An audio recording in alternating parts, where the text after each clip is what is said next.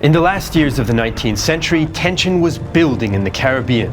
American newspapers are filled with grisly reports of Spanish atrocities against the people of Cuba who are struggling for independence. US businessmen and expansionist politicians also see practical opportunities in Spain's struggles. Great power status and an empire for the United States. It's the Spanish-American War. Throughout the 19th century, the United States became interested in increasing its influence over the nearby island of Cuba. Spain had ruled the island for centuries, but by the 1800s, Spain was a power in decline. In the 1810s, most former Spanish colonies in the Americas gained independence, but not Cuba, and Washington worried that another European power might sweep in and seize the territories. So President James Monroe introduced what later became known as the Monroe Doctrine in 1823. The US pledged to protect the political status quo in the Americas. American businessmen looked to Cuba's economic potential as well, especially southern cotton and sugar plantation owners. In the following decades, Cubans rose up in several revolutions against Spanish rule, often under the slogan of Cuba Libre, Free Cuba. Spain sent tens of thousands of troops to suppress them. As US interest in Cuba increased, so did tensions with Spain. The US offered to buy the island on several occasions, and newspapers and school textbooks portrayed Spain as backward and cruel. In 1873, war was barely avoided after Spanish authorities executed 58 sailors, including US citizens, for alleged gun running in support of the Cuban revolutionaries. In 1895, Cubans again rose up against Spanish rule, this time under leaders José Martí, Maximo Gómez, and Antonio Maceo, who had founded the Cuban Revolutionary Party from the US a few years earlier. They and many islanders were unhappy with Spanish corruption, economic decline, partially caused by US tariffs on sugar, and the suspension of civil liberties. The rebels used scorched earth and guerrilla tactics, ambushing Spanish troops and putting plantations to the torch to force the Spanish to leave. The strategy seemed to be working, as Spanish Captain General Martínez Campos admitted. "I have failed, but no force can crush this rebellion. There is a spirit at work here which defies the bayonet. I predict that soon this island will be lost to us forever." In response, the Spanish sent General Valeriano Weyler, whose repressive tactics earned him the nickname the Butcher. Through his policy of reconcentration, 100,000 Cubans would die in filthy and disease-ridden camps. The US tabloid media, the so-called Yellow Press, covered the atrocities, both real and imagined, in grisly detail. New York Journal owner William Randolph Hearst responded to criticism that his paper exaggerated Spanish actions. "It would be difficult to exaggerate conditions in Cuba. We merely took a little dramatic license. Our editors were only serving the interests of the public. Americans hate Spain, so we gave them something to stew about." So Cuba was racked by revolution and Spanish repression, while the United States looked on. Many Americans demanded action, but Washington was hesitant. When President William McKinley was elected in 1897, he favored a diplomatic solution. The same year McKinley became president, a more liberal Spanish government came to power in Madrid. They recalled General Weyler and promised reforms in Cuba to calm critics in Spain and in the US. Cayetano Baliña, a blacksmith from San Adriano, reported on scenes that he witnessed in Spain that showed the impact of the war. "Yesterday I was in Bijo to buy some necessary stuff and saw a horrible scene at the port. It was covered in coffins that were being unloaded from the ships. How many people will have to die before this damn war that is harming the nation so much will end?" At this point, though, the Cuban revolutionaries were no longer responsive to vague Spanish promises of reform, and they demanded full independence. The crisis rapidly came to a head in 1898. In early February, Hearst's newspapers released a leaked memo from the Spanish ambassador to the US, which was starkly critical of President McKinley. "McKinley is a weak bidder for the admiration of the crowd, a would-be politician who tries to leave the door open behind himself while keeping on good terms with the jingos of his party. But even more incendiary was the sinking of a US ship, the Maine, in the port of Havana. Some Americans suspected the ship was sunk by the Spanish, but in reality, it probably sank because of an internal explosion. In any case, the combination of 269 US lives lost on the Maine and the diplomatic insult piled pressure on McKinley. He resisted calls for war, but business owners, media pundits, and other politicians demanded action. Assistant Secretary of the Navy and future President Theodore Roosevelt did not hold back in his criticism of McKinley. McKinley has the backbone of a chocolate eclair. The president was facing a potential rebellion within his own Republican Party, so he gave in to the pressure on April 11th. He asked Congress for authorization to intervene and sent Spain an ultimatum demanding that troops evacuate Cuba and give up Spanish sovereignty over the island. The Spanish accepted some points of the ultimatum, but they refused on the issue of Cuban independence. On April 21, 1898, the US started a blockade of Cuba, so the Spanish declared war on the United States April 23rd. The US also declared war 2 days later. What Senator John Hay would describe as a, quote, splendid little war had begun. So the Cuban crisis led to the start of the Spanish-American War in April 1898. America was at war, but its goals were not yet entirely clear, and the US military was not entirely prepared. American leaders argued about what they wanted to achieve from the war against Spain. Expansionists suggested the US annex Spanish possessions, but anti-imperialists opposed this idea. Eventually, Senator Henry Teller demanded an amendment denying any US intention to annex Cuba. This move angered expansionists, but Congress approved it with little opposition. Regardless of US war aims and high public expectations, the actual military situation was less promising for the Americans. In April 1898, the US Army had just 28,000 men, and the larger state militias were poorly trained and not suitable for overseas duty. As a result, the government announced a huge military spending increase and a call for volunteers. The War Department wanted 125,000 new troops, but by August, 290,000 had signed up. One of the most famous volunteers was Teddy Roosevelt himself. He resigned his Navy position to join the 1st Volunteer Cavalry, known as the Rough Riders. U.S. Officer John H. Parker described the unusual nature of the unit. The Rough Riders were the most unique aggregation of fighting men ever gathered together in any army. There were cowboys, bankers, brokers, merchants, city clubmen, and society dudes, commanded by a doctor, second in command a literary politician, but every man determined to get into the fight. The flood of US volunteers also created problems. Training camps became overcrowded, spreading diseases like typhus and scarlet fever. Equipping all the men was also an issue. Although federal troops had adopted the modern Norwegian-designed bolt-action Krag-Jørgensen rifle, many US soldiers were still equipped with the obsolete M1873 trapdoor Springfield, which fired black powder cartridges. There was also a lack of tropical equipment, so some soldiers wore woolen winter uniforms. Meanwhile, the Spanish had 130,000 to 160,000 men, although there was a great divergence in morale and in training. But the Spaniards were armed with the excellent M1893 Mauser rifle and smokeless ammunition, and had far more experience in Cuban conditions. Armies take time to train and mobilize, and so immediate attention turned to the navies. With the US Navy blockading the island, Spanish Admiral Pascual Cervera y Topete sailed for Cuba from Cadiz. Despite the strong Spanish naval tradition, Admiral Cervera was not optimistic about his chances. The US Navy had rapidly expanded and modernized in recent years, with steel-plated cruisers and battleships faster and better armed than anything that the Spanish had. Do we owe to our country not only our life, if necessary, but the exploitation of our beliefs? I am very uneasy about this. I ask myself if it is right to make myself an accomplice in an adventure which will surely cause the total ruin of Spain.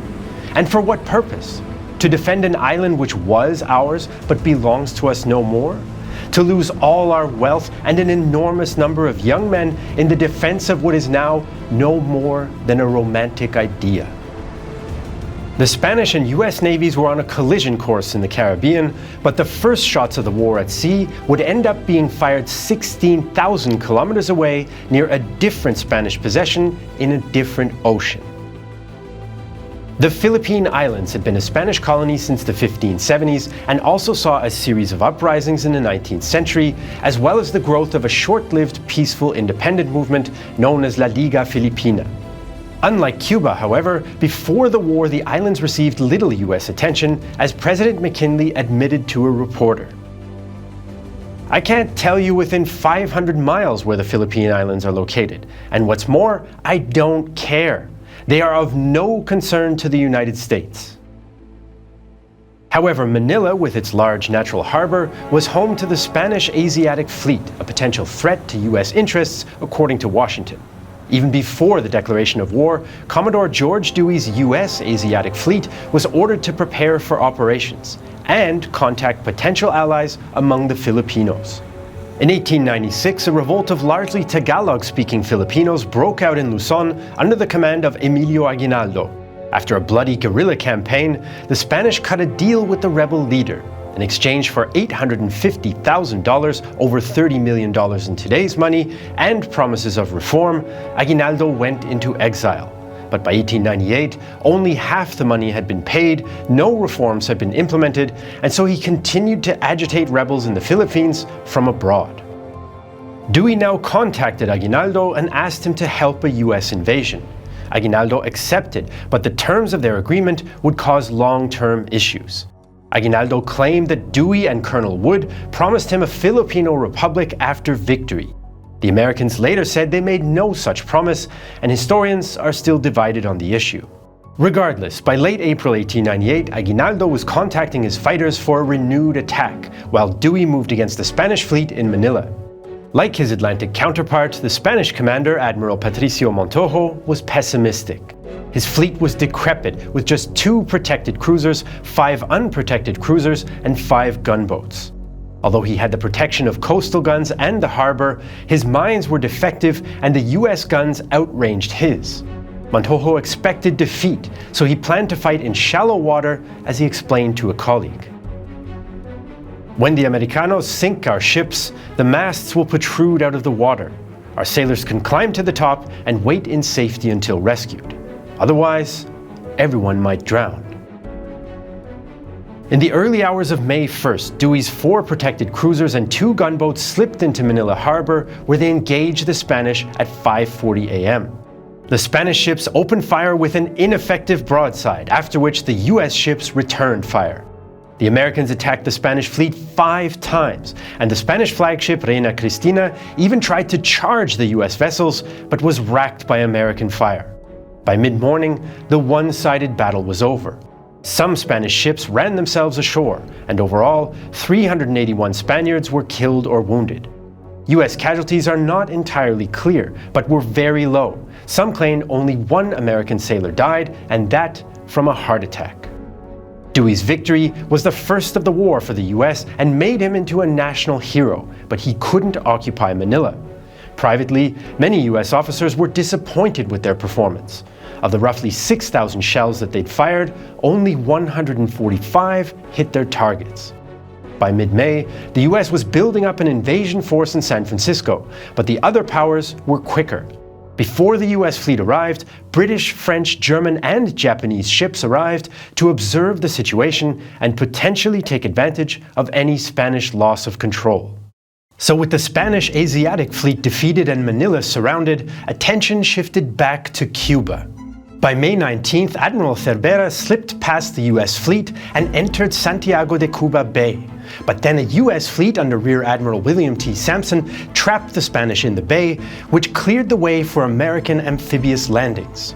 With the bulk of Spanish forces around Havana, the US strategy would focus on an invasion of the southeast coast between Daiquiri and Siboney. American troops could then join with Cuban rebels and threaten the fleet in Santiago. General William Shafter was in command of the US invasion force, but at 140 kilograms and suffering from gout, he was not an ideal choice for the tropical climate. He did, however, have experience in the US Civil War and in the wars against Native Americans. In early June, US Marines established a coaling station at Guantanamo Bay before the main US invasion force arrived on June 22nd. Their landings were uncontested, with the only casualties resulting from accidents. Instead, the US troops were received by Cuban rebel commander Calixto Garcia. Despite initial friendly greetings, relations quickly soured. The Cubans were in a more difficult state than the Americans expected them to be, based on US media illustrations. Many officers, including Roosevelt, were extremely critical. The Cuban insurgents were a crew of as utter tatterdemalions as human eyes ever looked on, armed with every kind of rifle in all stages of dilapidation. It was evident at a glance that they would be of no use in serious fighting, but it was hoped that they might be of service in scouting. From a variety of causes, however, they turned out to be nearly useless even for that. The Americans also thought that the Cubans were cowards, since the rebels were reluctant to face the Spaniards in open battle. Garcia protested against these charges in a letter to Shafter. "We are a poor, ragged army, as ragged and poor as was the army of your forefathers in their noble war for independence. But like the heroes of Saratoga and Yorktown, we respect our cause too deeply to disgrace it with barbarism and cowardice." These American attitudes towards the Cuban fighters are not fully justified. The rebels were mostly an irregular guerrilla force skilled at ambushes rather than assaults against entrenched Spanish troops. Despite Cuban misgivings, Shafter ordered his troops toward the village of Las Guasimas on June 24th. The Americans advanced in two columns, regular troops on the road and the Rough Riders, mostly as dismounted cavalry, moving through the jungle. Soon they ran into Spanish troops and a firefight ensued. Although the Spaniards' smokeless powder gave them an edge in the fighting, after a 2-hour battle the Spaniards made a planned withdrawal. As they did so, American officer Joe Wheeler, who was a former Confederate general, reportedly shouted that he had, quote, "the damn Yankees on the run." The Americans had defeated the Spanish in the first Cuban combat, but their commanders were divided. Admiral Sampson wanted Shafter to clear the coastal batteries around Santiago for the Navy, but instead, Shafter decided to attack the city himself. For Shafter, speed was the key to taking Santiago, since disease had already begun to spread among the US troops. Blocking the way to the city, however, were Spanish positions on the San Juan Heights. The Spanish had fortified the village of El Caney and had prepared trenches, blockhouses, and artillery on Kettle Hill and San Juan Hill. The US plan was for about 5,400 troops under Brigadier General Henry Lawton to attack El Caney and force out the defenders in just 2 hours. Meanwhile, the remainder of the force would attack the heights and pin down any Spanish reinforcements on their way to El Caney. Once through, Lawton planned to pursue the retreating Spaniards all the way to Santiago. On July 1st, Lawton began the main attack at around 6:30 a.m., but immediately it became clear that he'd underestimated the Spanish defenders. Despite being outnumbered 10-1, the Spaniards held off US troops for 8 hours. With no breakthrough imminent, more US troops moved in, including the Rough Riders, but artillery support was minimal. Most of the US guns were obsolete, and Spanish shrapnel had already suppressed several gun crews and shot down an American observation balloon. The US did have an experimental dynamite gun which used compressed air to fire explosives, but it was stuck in a nearby gorge. Spanish sharpshooters and fire from the trenches bogged down the advancing US troops. As casualties mounted, the Americans tried another novel weapon to break the deadlock: Gatling guns on lightweight wheeled mounts. US officers sent these 10-barreled, hand-cranked automatic weapons up to the front to suppress the Spanish trenches. The covering fire of the Gatling guns allowed US infantry to get within assaulting range of the Spanish positions, and the sound of the rapid fire also raised US morale. US Lieutenant John Gatling Gun Parker commanded the Gatling detachment and later wrote florid praise for the weapon. At this time, the Gatling gun began to talk. It spoke very voluble and eloquent orations which, although not delivered in the Spanish language, were well understood by our friends, the enemy, upon the hill.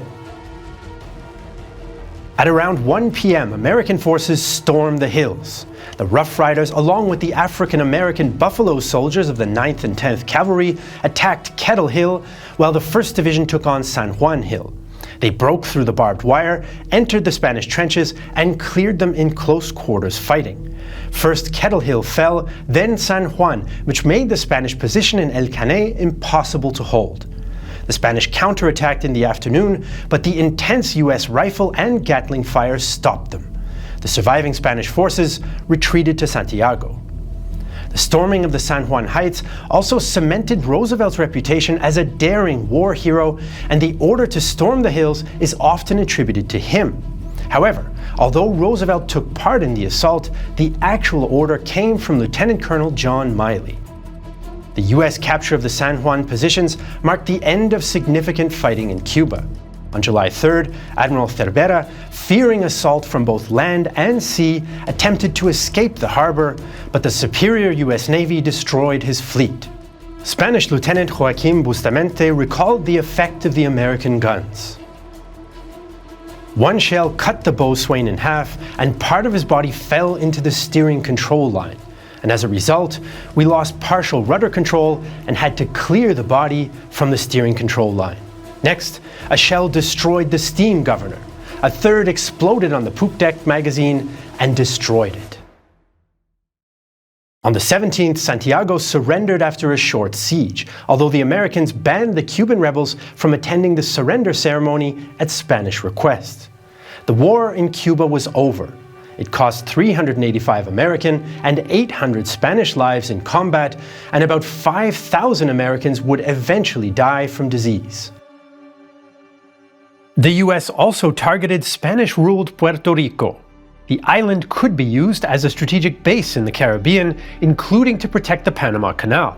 In the years leading up to the war, the US government and business interests had pressured the Spanish to allow Puerto Rico more autonomy, with the goal of increasing US influence there. Puerto Ricans were divided between those who wanted autonomy but under Spanish rule, outright independence, or annexation by the US. Many anticipated a US invasion even before the war began, like exiled independence supporter Ramón Emeterio Betances.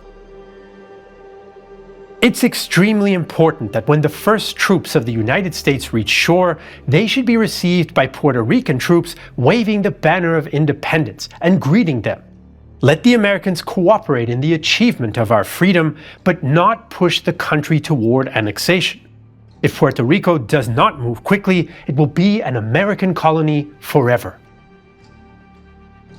The US Navy had blockaded the capital of San Juan since May, even beating off a Spanish naval attack in June.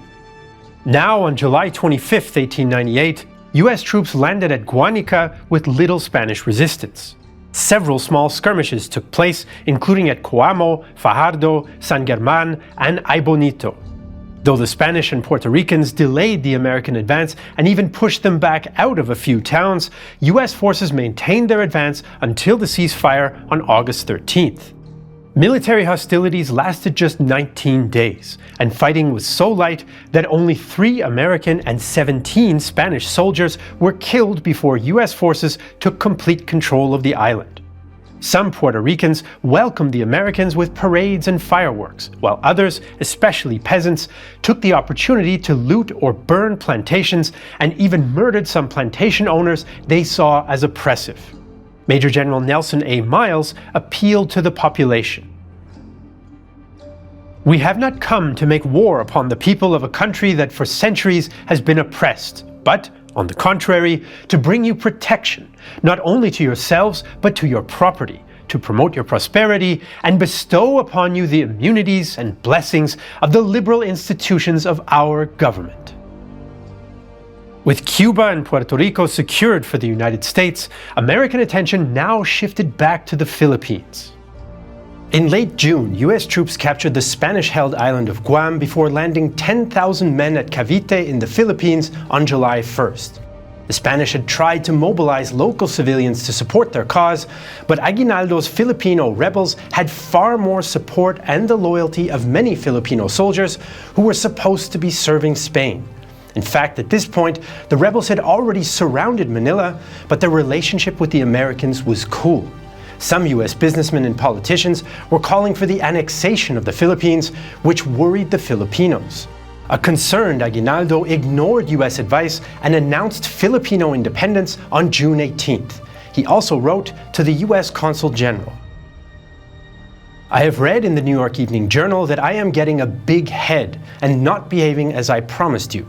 In reply, I ask, why should America expect me to outline my policy, present and future, and fight blindly for her interests when America will not be frank with me? Tell me this, am I fighting for annexation, protection, or independence? It is for America to say, not me. With relations worsening, US General Wesley Merritt moved ahead without support from Aguinaldo's insurgents. By August 6th, he was discussing surrender with the Spanish Governor-General Fermín Jaudenes y Álvarez. Jaudenes wanted to surrender to the Americans, but was concerned about punishment for not contesting the city. In the end, he requested a quasi-staged battle to give a pretense of resistance. Merritt agreed, and on August 13th, US guns bombarded an unmanned Spanish fort. Even so, in some places the fight was indeed real, and 6 US troops and an unverified number of Spaniards were killed. US volunteer soldier George Telfer wrote about the charade. We call it a comic opera war. There was really no need of killing anybody. The Spanish Army Code makes death the penalty for an officer who surrenders his post without a fight. So you see, there had to be a fight, but it was not where it was likely to damage property. In reality, even this staged battle was unnecessary. Unbeknownst to both sides in Manila, Spain and America had already signed a ceasefire in Washington. In the final peace treaty signed in December, Spain ceded Guam and Puerto Rico to the United States. Cuba became independent, although a US military administration would oversee the island for the time being. The US also bought the Philippines from Spain for $20 million, over $700 million today, and Spanish administrators would temporarily stay in place. McKinley claimed that US control would bring infrastructure and peace to the islands, although commercial interests, concerns of other nations seizing the Philippines, and McKinley's religious convictions more likely drove the decision. So the United States had defeated Spain and acquired new territories in the Caribbean and the Pacific, but many Filipinos were not interested in American rule. The peace deal, which excluded the Cubans and Filipinos, was the last straw for Filipino rebel Aguinaldo. On January 23, 1899, Aguinaldo approved the constitution for an independent Philippine Republic, and Filipino forces around Manila rose up against the Americans on February 4th. Aguinaldo was clear as to his reasons. It is my unavoidable duty to maintain the integrity of the national honor and that of the army so unjustly attacked by those who, posing as our friends and liberators, attempted to dominate us in place of the Spaniards. The revolutionaries were no match for US forces, but they retreated into the mountains and began to wage a guerrilla war. By summer, 35,000 US troops were attempting to suppress the so-called Philippines insurrection. By June 1901, Filipino fighters had launched 1,000 attacks against US forces. US soldier George Telfer described the nature of the jungle fighting. The enemy opened up on us. We would lay down and fire, then get up and advance. As we advanced, the enemy would retire and it became a foot race. The native can run faster than we can, and we could not get within 1,000 yards of him. We halted every half hour and rested. We burned every house we passed. This kind of US repression became commonplace. General Jacob Smith ordered his troops to turn Luzon into a, quote, howling wilderness by moving civilians into concentration camps. American troops arrested military-age Filipino men, some of whom they summarily executed. In March 1901, US forces captured Aguinaldo himself. His movement had been defeated and his own reputation damaged because he executed rival revolutionary leaders. He took an oath of allegiance to the United States and disbanded the Philippine Republic. Republican Filipinos, though, continued to resist US rule into 1902, while a separate rebellion of Muslim Filipinos continued even longer. The Philippine conflict claimed the lives of 5,000 US troops, 20,000 Filipino revolutionaries, and 250,000 Filipino civilians, many from disease and starvation. The Spanish-American War was short and one-sided, but it had important consequences. For Cubans, it meant a fragile independence weakened by decades of US military interventions. For the Philippines, it meant nearly 50 years of American rule. The war also saw the end of the remnants of Spain's once global empire. They even sold their remaining Pacific Island possessions to Germany in 1899. Some Spanish intellectuals of the so-called Generation of '98 promoted liberal reforms for the country after the war, while many military officers turned to more conservative views as a result of the defeat. The United States came out of the war much more confident on the world stage, and it felt free to intervene in the Americas whenever it saw fit. Some even felt that the war brought the country closer together after the Civil War and racial strife of the previous decades, although these divisions persisted. America also had a new overseas empire, one that companies like Bethlehem Steel and the United Fruit Company would prove eager to profit from under the protection of the US military. In the eyes of some, America had come of age. For others, it was the beginning of the American Age of Empire. Since you're watching this detailed documentary about one of America's wars leading up to the First World War, you're probably interested in more deep-dive military history documentaries. If you want to learn more about the Battle of Berlin, you should check out our 4.5-hour, 18-part documentary series, 16 Days in Berlin, covering the entire battle day by day with detailed maps, animations, expert interviews, and more. 16 Days in Berlin is the most detailed documentary about this battle ever produced. With our uncompromising portrayal using authentic combat footage, we couldn't upload it to YouTube because of their advertising guidelines. So where can you watch 16 Days in Berlin? On Nebula, a streaming service we're building together with other creators where we don't have to worry about advertising guidelines or the almighty algorithm. Nebula is available in 4K resolution in your browser, on your smartphone, smart TV, or streaming box like Apple TV or Roku. If you go to nebula.tv/The Great War, you can watch 16 Days in Berlin, our other original documentaries, Rhineland 45 and Red Atoms, as well as a host of other smart creators. And all that for just $36 for an entire year. Right now, you can also get the Nebula Lifetime Membership. Pay once and get access to everything Nebula has to offer for as long as you and Nebula exist. The Lifetime Membership allows us to invest in more original content and improve the platform for everyone. 1/3 of your lifetime membership will also support us at Real-Time History directly. If you want to learn more about Central America before and during the First World War, check out our documentary about the Mexican Revolution. As usual, you can find all the sources we used in the video description below. Thank you for watching this video on Patreon or Nebula. Your ongoing support allows us to go the extra mile for our documentaries. I'm Jesse Alexander, and this is a production of Real-Time History, the only history channel with the backbone of a chocolate eclair.